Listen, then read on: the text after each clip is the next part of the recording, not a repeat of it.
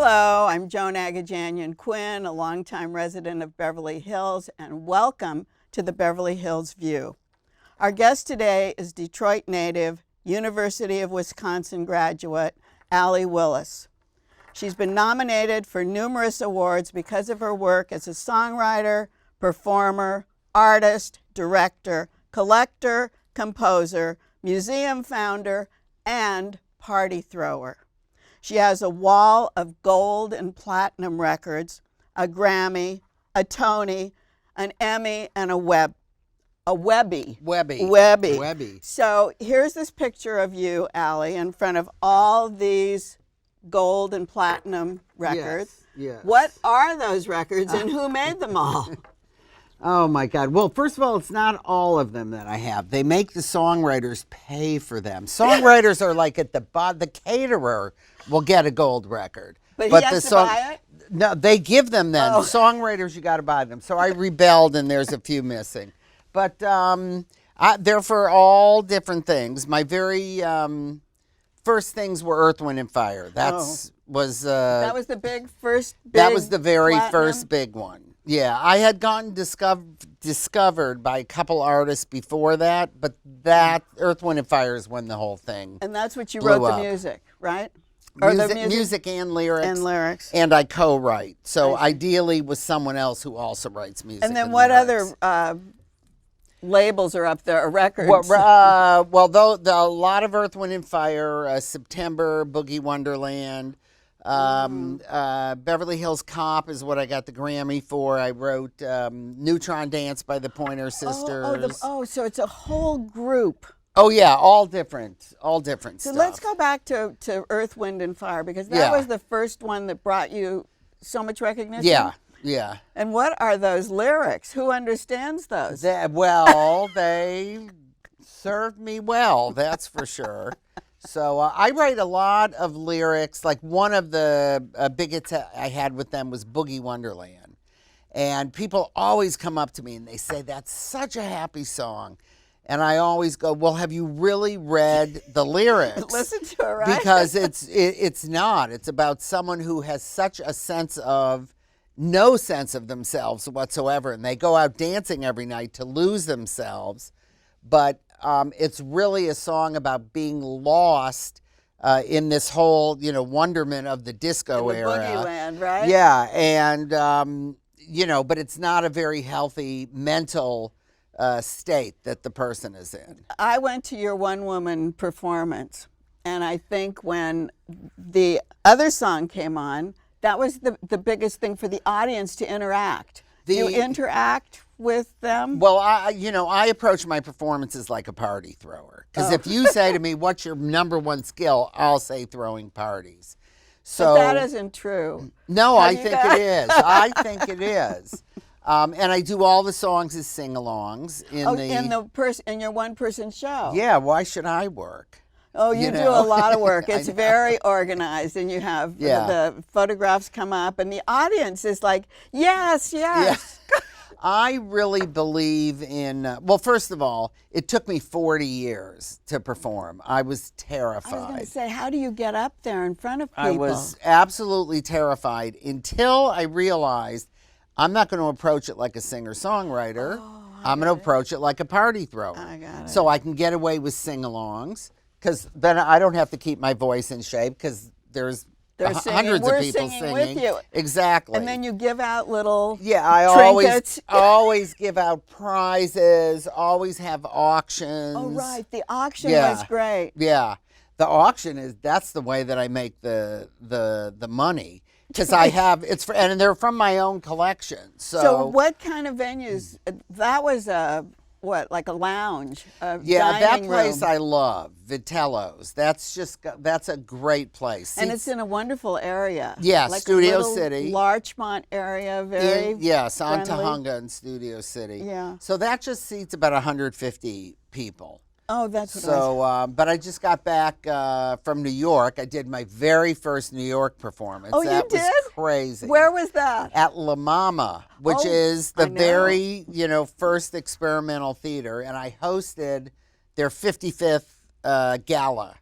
Wow. And did Yeah, it's on the west side. no Lower East Side. Oh, East it's a four. lower- It's fourth between Bowery and Third. I think. It's yeah. I'm thinking of something else. Well, La Mama has places see. all over.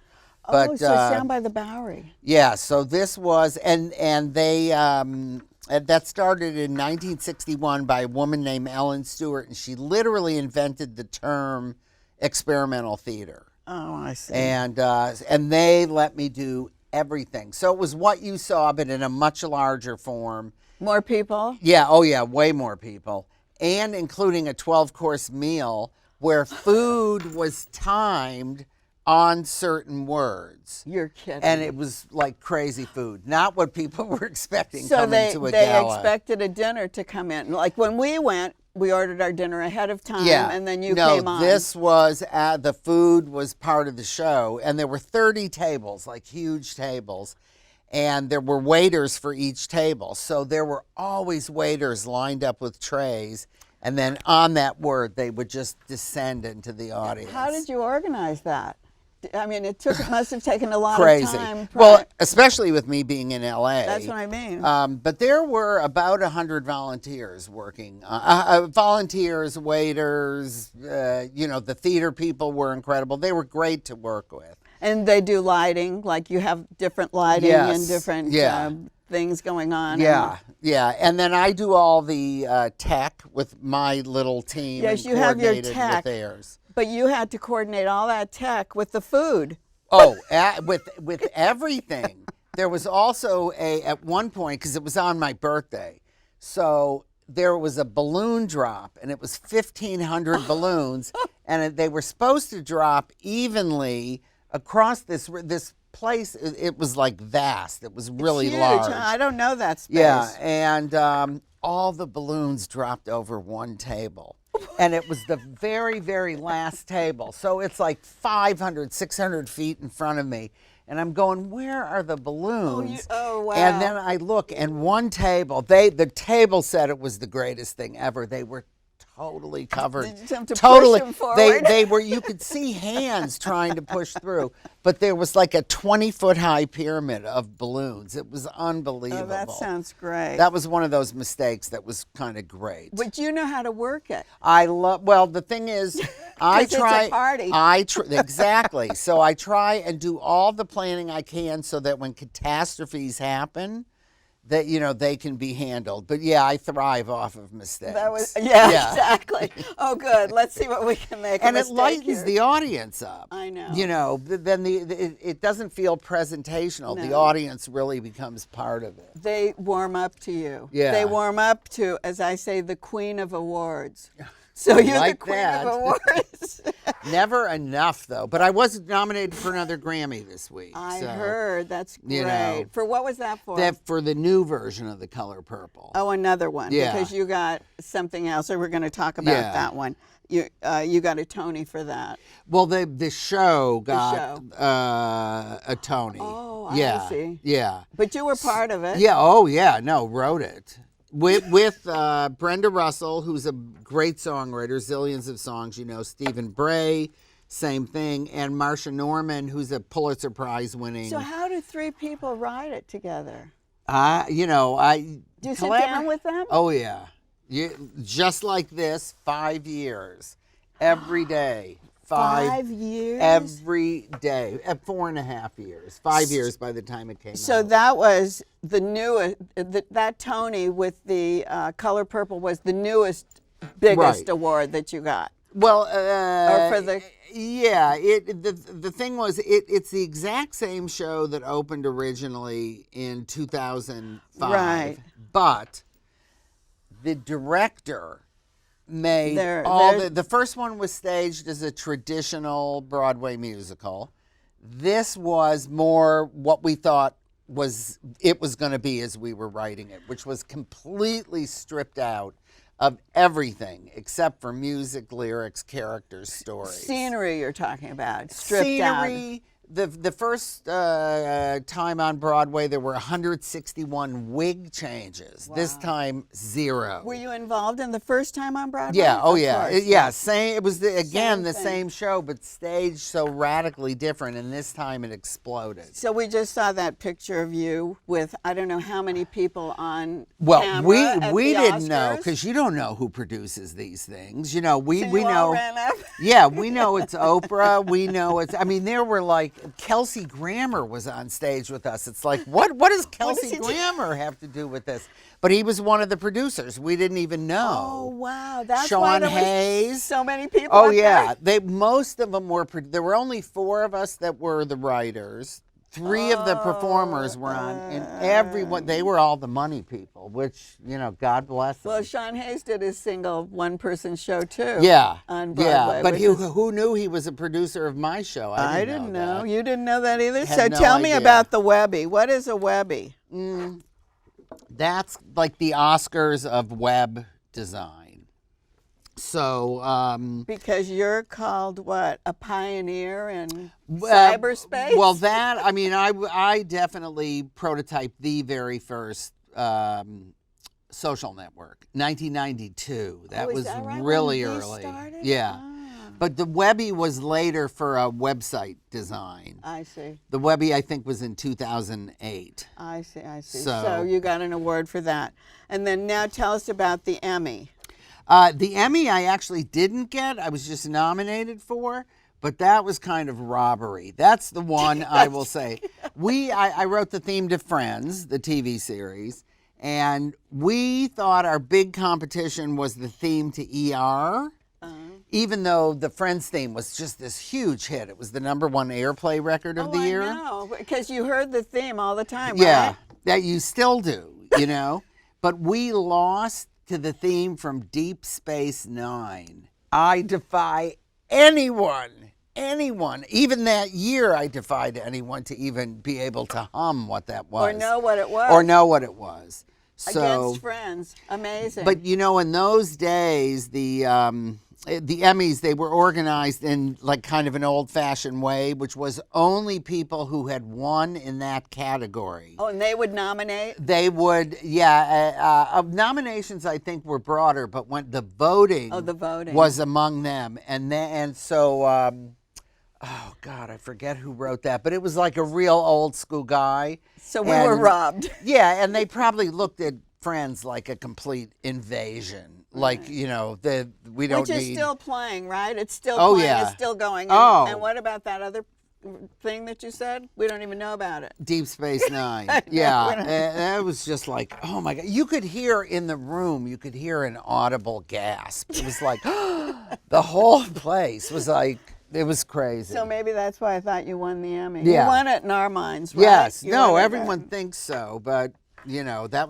one was just the nomination. And the Grammy for Beverly The Hills Grammy Cop, was Beverly Hills Cop. 1985. 85. In our city, right where we are now. Yep. Tell us Yep. about that. There's the picture. Who's in that picture? Oh my God, those are all actually huge songwriters. Those were just all the people. I mean, I luckily was asked to accept, so I got you that were great accepting. There photo. you are, I got that know. great photo for Surrounded it. by men. So yeah, one woman, Sue Sheraton, but all the rest. I had one other friend who wrote New Attitude, but she didn't come to the Grammys. So, but that was for me. That was exciting because it was a cop from Detroit, and I didn't know it. You know, the songs that I wrote for it, one of them was written specifically for the movie, one wasn't. It was written for another movie that it was not accepted for, which thank God, because no one ever heard of the other movie. That, And now it Yeah. was the big hit. This and big, then, yeah. big tone, Yeah. Grammy winner, Yeah. right? So were you on location with the actors? No, You weren't walking the alleys with our cats nothing, and our dog? nothing. So where did this inspiration come from to write the Beverly Hills Cop? Well, I didn't write the instrumental theme from it. I just did Neutron Dance by the Pointer Sisters. Oh, that was in it. Yeah, and Stir It Up, Patti LaBelle. And Patti LaBelle discovered me, so I had a kind of always had an affinity for her. You have know. a connection, I'm talking about African-American connection, which is interesting, from Detroit. Yeah. So it was probably part of your background and the people you were with all the time. Growing up in Detroit in the 60s, it was unbelievable because Motown was coming Right. up. So if you were into music in the least, and pretty much everyone in Detroit was into music, you just felt such an affinity for this culture. Was a part of your culture, right? Absolutely. I mean, Yeah. you just joined in. It wasn't Well, separate. I was obsessed with Motown. I mean, who wasn't? my parents would drop me off on the weekends, and I would sit on the lawn in front of the little house that Is that it was right? in. The picture that we always see is just like a little house. It's And like that's what it nothing is. around it. Now they're building a whole development around it, but the charm of it was that it was a teeny house, but you could hear the walls were so thin.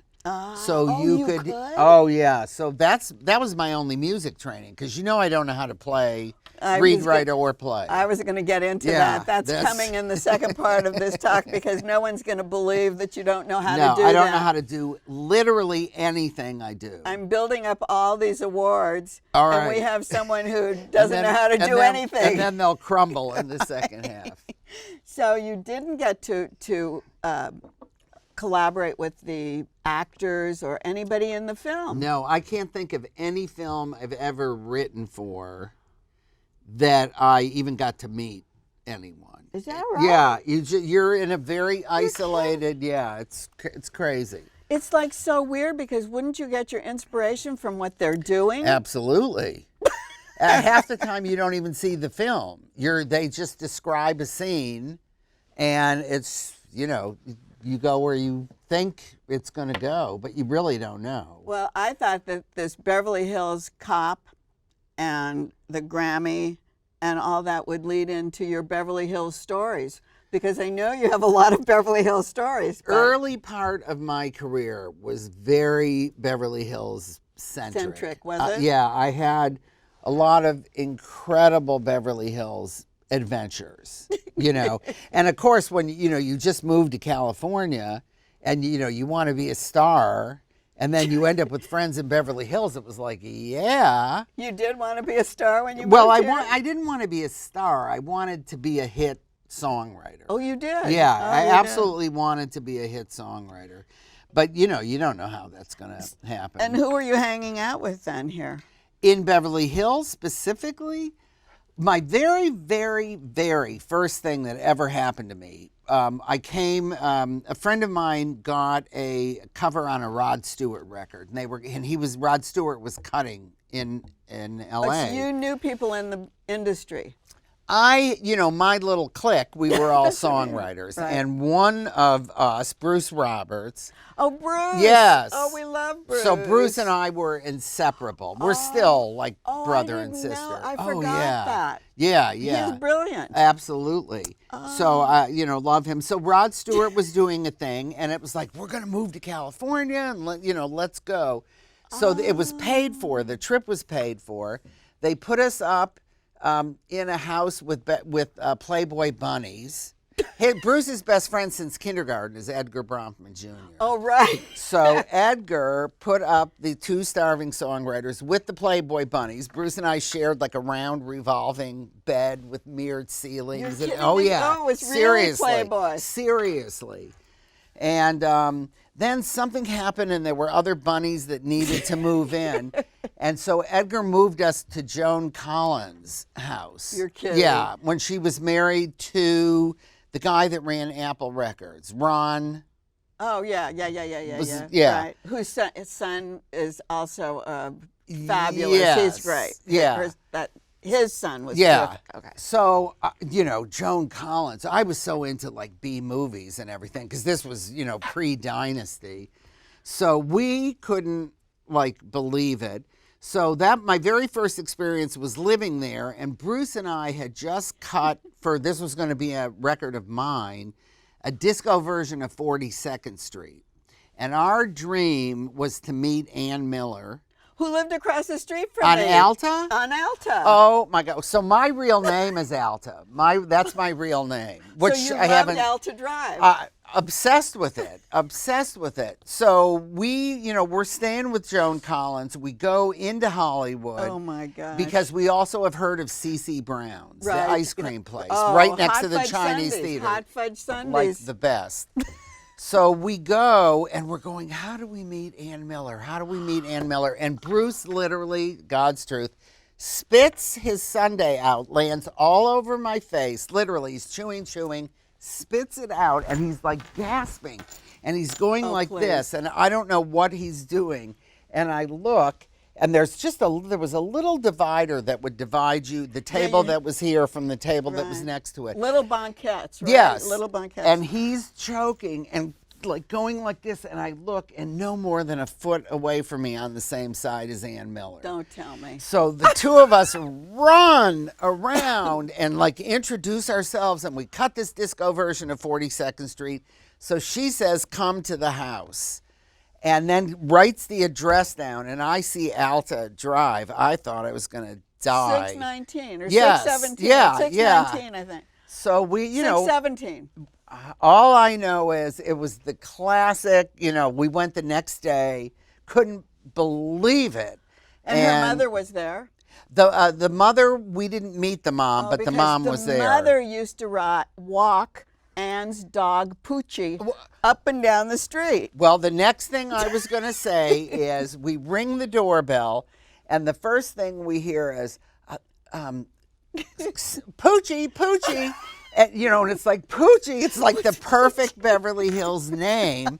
So Poochie was this little white thing. Right. And you walk in, and there was like a circular stairway, a beautiful, huge, grand stairway. Right. And oil paintings of her all over. And anyway. What a dream come true. It was unbelievable. We ended up not doing the record with her, though, because she wanted 90% of the royalties. Because she was really smart. She learned that you don't do anything for nothing. Yeah. But this was, she wanted a lot more than nothing, though. And we just couldn't do it for 90. But it was unbelievable. And we played her the little demo, and right on cue, at the point that would have had like tap dancing things, she started with her feet, and it's like if it was today, I would have pulled the iPhone out and just recorded her. Right. But that was just like the perfect Beverly Hills. My gosh. And that was my first time in Beverly Hills was to go to that house. So lucky. Yeah. It was a beautiful, beautiful house. Yeah. It's been sold and redone, but they kept a lot of the same thing. And they were very into, the people who bought it, into doing Halloween decorations, because Ann Miller used to dress up as a witch. Oh. And the kids would go trick-or-treating, and she'd open the door, and she'd have this big witch's costume on and invite the kids in. Incredible. It was incredible. The other story we have on Alta Drive is when her mother used to walk Poochie, they said Ann Miller's mother has the best legs on the street. Oh my God! She was very straight. And so I never met the mom, but I did see like photos of her and portraits. Beautiful. And she had, and she was in a really high period because she had done that Campbell's soup commercial that really brought her back. Too, right? Yeah. Yeah. Yeah. Well, I think that tops all of the stories we have for Beverly Hills. You have one other one. Yeah. Though. Well, the Sammy Davis Jr. one. Barbara Lockhart, Sammy Davis Jr. Let's hear that one. All right. So very quickly, there was a woman who was really key. It happened right before the Earth, Wind, and Fire stuff. But I was, this starving songwriter. I was on food stamps. But was it after Alta Drive? Yes, it would have been 3 years. Because Alta Drive, I didn't live here yet. Oh, right. Then Bruce and I went back to New York. And we didn't move. No, it was, Barbara. This would have been 2 years later. Okay. And it was Barbara Lockhart, you said. And Barbara Lockhart, who had a showroom on, Melrose Place, lived on Bedford. She lived in Beverly Hills. She was a very renowned interior decorator. Yeah. Yes. And I don't even remember, someone recommended me and my boyfriend at the time, who was also a songwriter, but is he gone? Not nearly of the stature, yes. To write, she was being honored like Woman of the Year for maybe like City of Hope or something like that. And they needed a kind of specialty song written. And someone said to me, oh, this lady's really rich. Like, I'm going to recommend you write this song, you'll make money. So we went into it just because basically we were going to get a free dinner out of it. And I ended up loving her, and both of us got really close to her. So we would go to the house every Sunday for like a year to, while we were together to like, we'd spend the whole day there. Yeah, we'd have the pool, we'd have, the whole thing. So once I had hits, I signed over my very last food stamp to her. She still has it in a little frame. Framed, yeah. And one of her clients was Sammy Davis Jr., Sammy and Altavis. Right. And I got to know Altavis because Barbara also decorated Le Dome. Right, which was a restaurant on Sunset Boulevard. And it was really like a movie star hangout, this place. So we would get free food all the time. Free food is the theme throughout my life. This is so interesting because you're so the opposite from Barbara. And to have you say the two of you just melded. That's what I liked about her, that she obviously didn't, I wasn't like the other people that she hung out with. So I always think if someone gets me and they're of that stature, points for them. Okay. So we're taking Beverly Hills credit for that. Points for us. Yes, for knowing absolutely. you, for having you on Alta Drive. Absolutely. Having you at Bedford. Yeah. Okay. Absolutely. And we're going to take a break. We'll be right back. And I'll finish Sammy then, because that's the best part of the story. Yeah, we'll finish Sammy's end when we come back. So they say it's a man's world? I don't see anybody's name on it. While they were doing their thing, we slowly changed all that. Today, women can do anything men can do. And there's one thing we're even better at.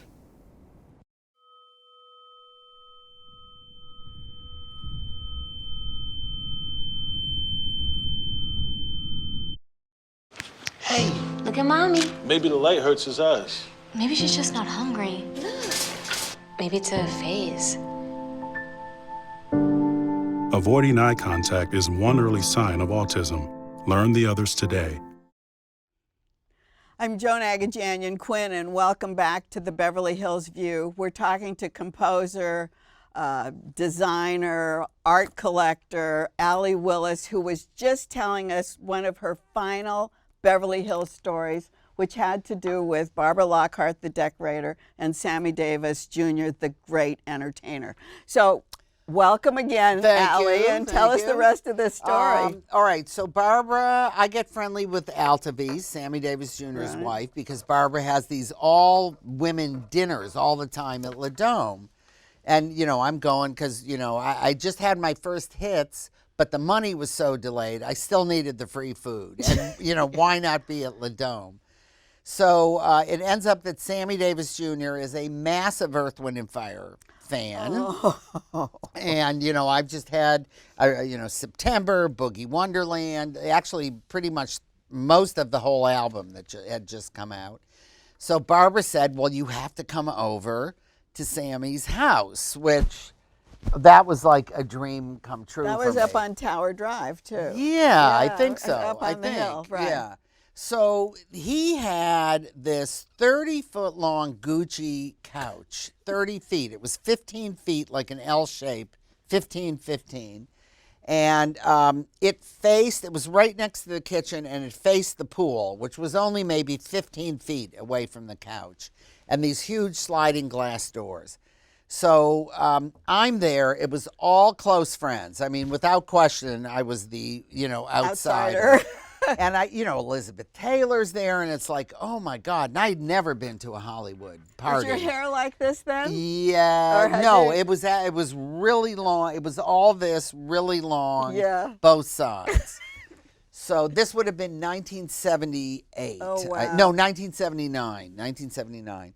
So anyway, they're all in the swimming pool except for me and Elizabeth Taylor, who was right next to me, maybe like this far away, and she had this plate of ribs and was just like, like a typewriter just going across these ribs.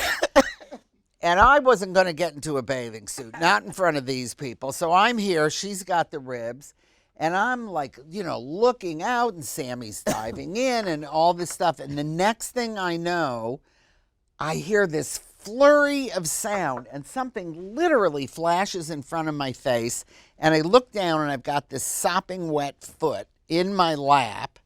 And here is Sammy Davis Jr., who has run out of the pool, is literally mounted on top of Elizabeth Taylor. She's so tiny, right? Yes, with the foot like extended out in my lap, and he has got his fist down her throat. And it becomes obvious to me that she has swallowed a rib bone. Oh, right. She has swallowed the rib bone. She's choking. Choking. And I know I should be of help. But I'm going, oh, my God, it's Sammy Davis Jr. and Elizabeth Taylor. This is like the greatest moment of my life. And I've got the foot in the lap, so I couldn't move. And there's sputtering and there's hands going and whatever. And then he actually raises his hand up, and he's got the rib bone. Pulls it out. And it was like he had like an Olympic medal here. God. And the only thing I could think of, the way that he handled it, because most of the other people were not aware of what was going on, that this had to have happened before. That was at his house. Oh, that it happened That had before? to have, because he like spotted it, he ran, he got it, and she was just like, and it was just like, oh my God, welcome to Beverly Hills. That's a great Yeah. story. Did you ever write any music about No, that? I didn't, but oh my God, I wish so. Did you write a book? That's not in the book? That's going I in should, the book. but That's it's in a going lot the of my book. shows, though. So here you are. You're in Detroit. We're going back to Detroit Yeah. now. You choose the University of Wisconsin. Yeah. Why? Because I really wanted to go out of town. But you love Detroit. You love I did. Motown. You were, you had your My desire. my dad had just remarried, and I really felt like I need to go. And what I heard about Wisconsin was it was the Midwest school that had tons of out-of-towners, and that it was a big Out-of-towners? It was a big New York school. Oh. And it was also the #2 journalism school in the country, which yeah. is what I wanted to major in.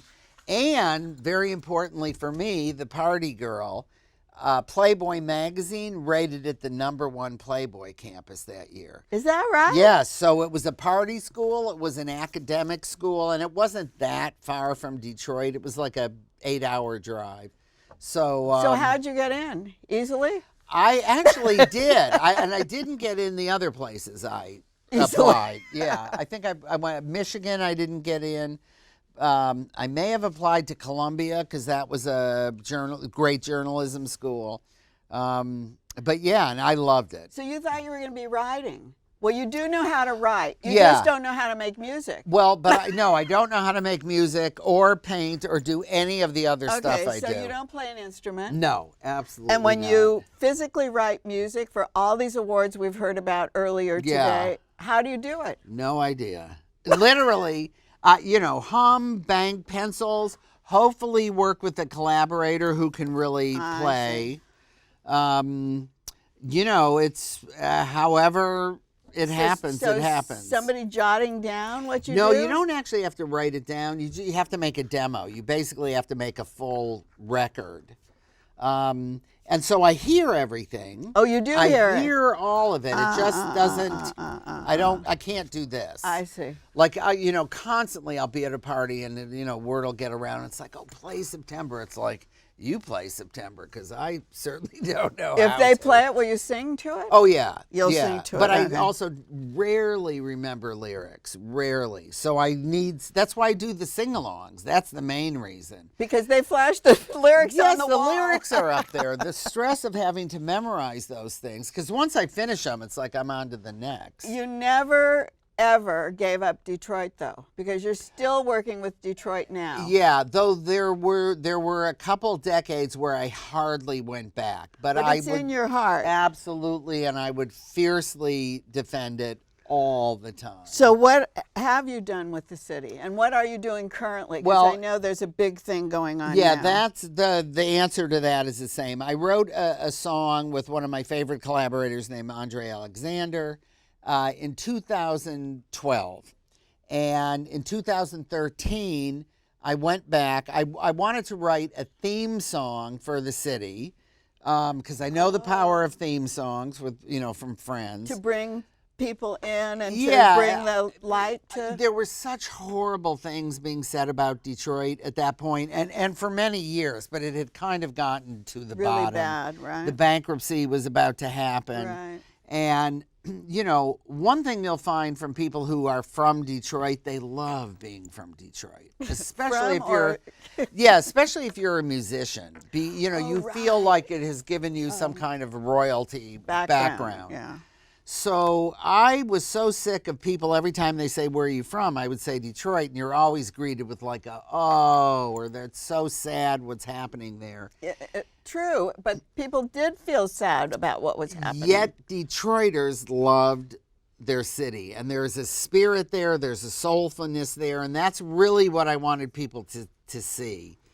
And even in this comeback, there's all this stress being put on or focus on all the building that's going on there and the skyscrapers and but it's the people. The impression that you get when you're in Detroit, it's filled with incredibly friendly people, which no one would think if you're an outsider looking in and hearing these terrible things. So I wanted to do something that showed the spirit of Detroiters, and I wanted it to be used as a theme song for the city, like I Love New York, or, Chicago, my kind of town, or whatever. So I wrote the song, and then I went back against all odds, no budget, no anything, and over a period of about a year, did 60 sing-alongs. Oh, you just found places to do sing-alongs? Yeah, so all I would do is play this little demo that we had made in my studio, and people would sing on top of it. I see. Or play on top of it. And you went to schools, did you? I went to schools, churches, football fields.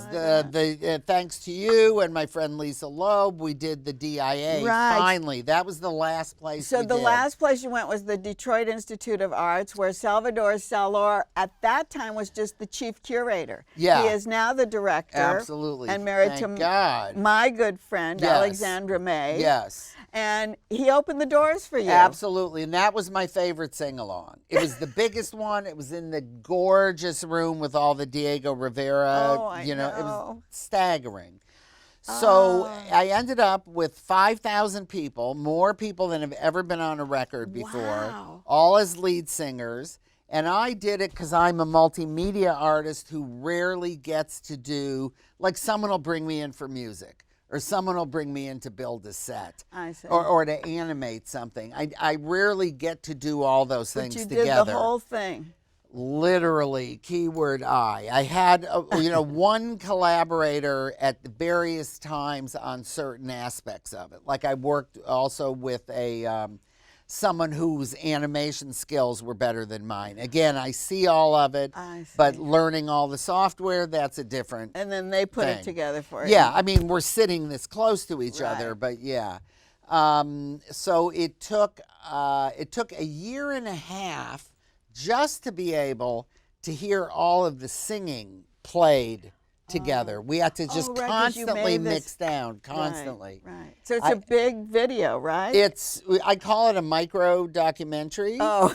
And it's 5.5 minutes long. Oh, it is. And it doesn't look like anything you've heard before. It doesn't sound like anything you've heard before. And so now the thing is I need to do a premiere because the work for me is the easy part. So I'm hoping to do it at the DIA. I have, a couple other things lined up, but that's the... Beautiful. That's That the is place. really Detroit, too. Absolutely. Motown and the DIA. And it's a real symbol of, it is one of the places in Detroit that did not collapse. Not only did it not collapse during all this, but when the city manager was brought in by the governor to handle this bankruptcy thing, they wanted to sell off the entire art collection. I know. And Thank goodness that didn't It's happen. and because of Salvador, from what I know. hear. Thank goodness you that know. didn't happen because it was so important. And it's the background. It is really the It's real the background. jewel of Yeah. Detroit. Yeah. Yeah. And talking about a museum, Yeah. let's switch into this is really the Allee Willis Museum of Kitsch. Yes. Has nothing to do with the Detroit Art Institute. No, right? other than it would look pretty good sitting in there. But, Oh, you want to loan the work Oh my there? God, he's very into kitsch. He seriously knows kitsch. So tell us about your museum. So my thing was really started as a social network. So it was meant to just be online, though people constantly think it's my house. Oh, I do. I Yeah, thought it was too. everyone thinks it's not actually a physical space other than the house. You I could see. easily look at it and go, I okay, see. this is the museum. That's the museum. The museum Yeah. is in your mind? Yeah, in a way? I've kind of given in and I've gone, okay, if people want to think of it as the house, I will let them think of it as the house. Could And you open a storefront or put it in? I could easily put it somewhere, but it is my collection, which is everything in the house. The house was built in 1937 as the party house for MGM. Party house, So, party thrower. yeah. That's why you got oh, it. absolutely. And living in a house that was designed to throw parties, No. that takes the party throwing to a So whole maybe new you dimension. move out and the museum stays. Well, That's a it possibility. could huh? be. But I also have a 2,000 square foot storage garage that you literally pretty much have to stand on a ladder and dive into. It is so packed full. Of And kitsch? that's all the Okay. stuff that I can't keep in the house. Tell us what kitsch is. My definition of kitsch is a little different than the classic definition. The classic definition of kitsch is something that is just completely overdone, but done with such a sincerity. So it's not meant to be.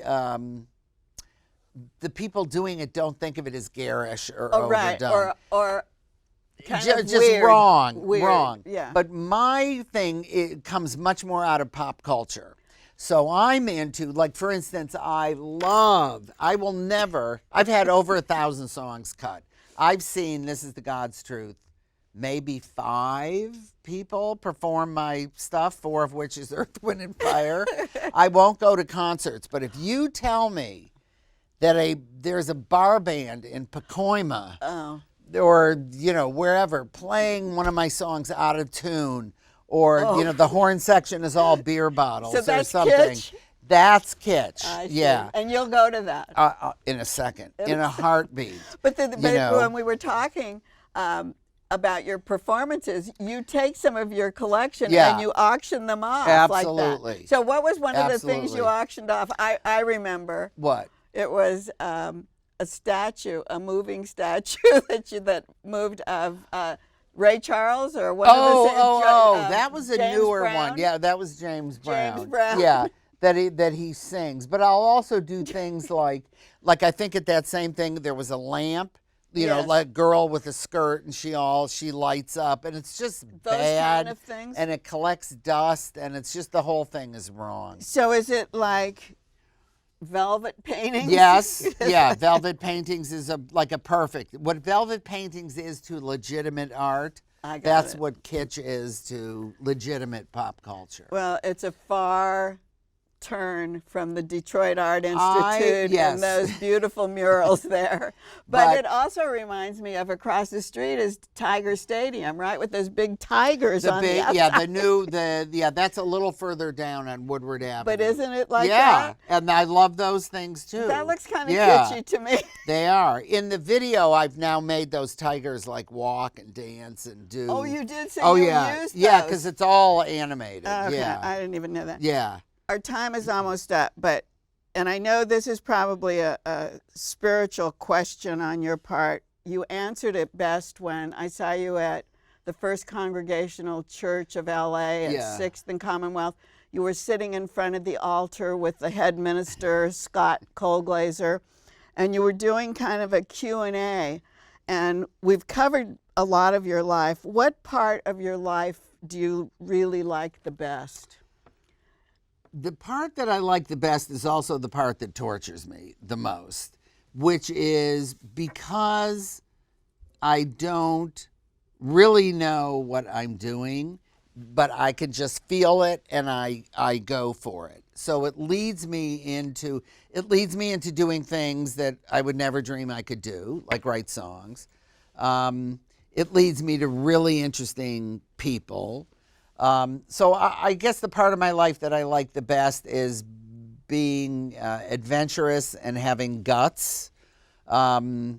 Whereas someone more practical may go, well, you don't know how to do that, so don't even try. But you have the courage to do it. Yeah. It's like an upper calling in a way. It's an inner calling. Yeah, it's an inner calling, but yeah, I guess it probably, I don't know where it comes from, so it must be from a higher place. Because I was really intrigued that you could sit there in front of the altar, in front of the organ, which is like the largest organ in the United States. Gorgeous, yeah. And sit with this minister and talk about these. It was pretty spiritual.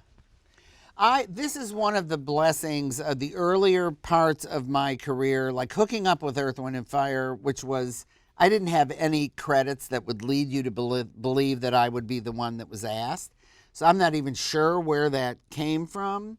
I mean, I've been told where that came from, but I don't know. But it's larger than you. I think everything you're talking about is larger than what you are. Maurice White told me many years later that he felt he had a vibe about me that I was a communicator.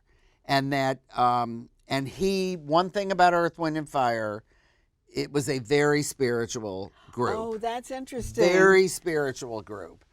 And so their songs weren't about, ooh, baby. It would be about like the state of the world or the state of your consciousness. And that stuff was incredibly foreign to me at that point. But he spotted something in me.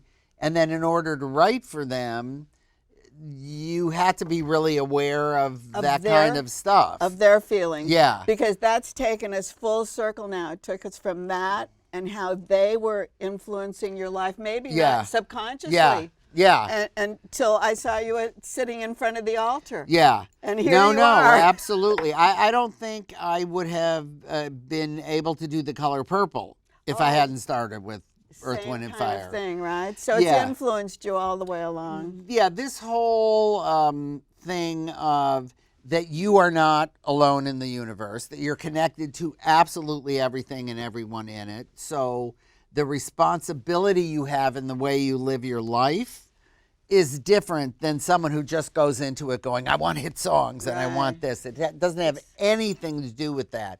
It has to do with being fulfilled and having a sense of everything is there to be nurtured and you have a connection and, you are but a part of it, but your attitude and how you approach it can affect a whole lot of things around you. I think that's very well said. I think we started, as we talked, in the 80s, but never became close, but it still was in your universe. Absolutely. No. And we never, we didn't really until for me, the thing with you is you facilitated something that I had been wanting to do forever, which was the DIA. But look how great that worked out. Unbelievable. So let's not brag about us anymore. Let's just say thank you for being with me. Thank you. And I thank you for watching the Beverly Hills View today. Keep watching because we'll see you next time. Thanks, Allie. Thanks.